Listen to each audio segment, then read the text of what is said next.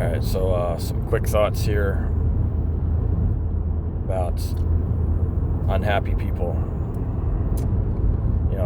Fundamentalist religion is not about happiness.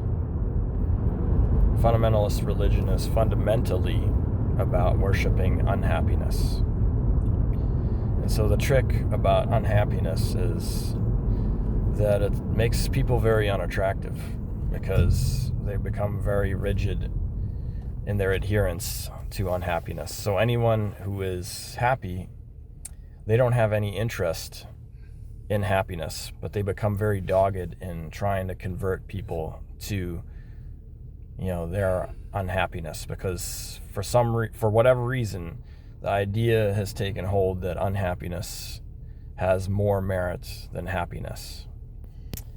And so the happy person, who, gets disrespected by unhappy people, they're gonna quickly, if they don't have some very strong determination, and if they don't see anything in you that has much value, because you've so covered yourself with this belief that unhappiness is the way, you're going to discourage, happy people, and you're going to remove happiness out of your life, and you're going to be more and more surrounded by miserable people like yourself. And this is sort of why fundamentalist religions are filled with a bunch of grumpy, obnoxious, finger wagging people who lack any spirit or love for life. And really what they're worshiping is Satan, because who is unhappier than Satan? It doesn't matter if in reality, it doesn't matter if they're worshiping an idol of Jesus.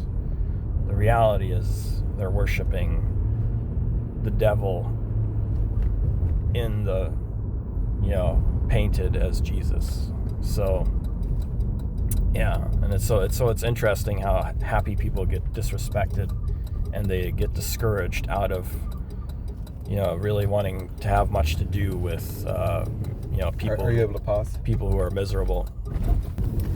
All right, so yeah. Question. All right, so yeah, so the religion of unhappiness, it's it's not just fundamentalists. It's a widespread sort of disease, spiritual disease that is spread throughout humanity. It's secular, it's non-secular. It's in every, the belief that there's some merit in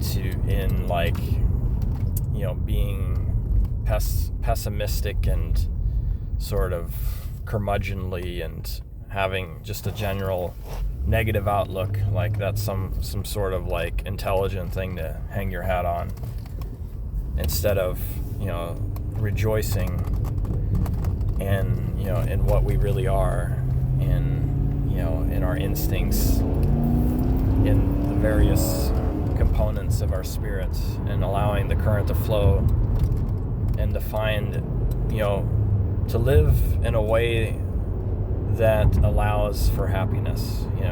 We choose when we choose happiness, what we're doing is we're opening the door to opening our eyes to see where is it that we want to spend our energy and what investments are good to make to become happier people, and so people who are convinced of unhappiness, they're in their various cults and their various places, and they become very fierce opponents because they have all sorts of names for people who are happy, like naive, whimsical,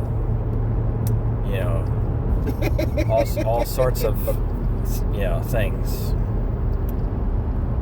and sinful, lustful, just pejorative ways of putting people down who live more by their heart and their spirit,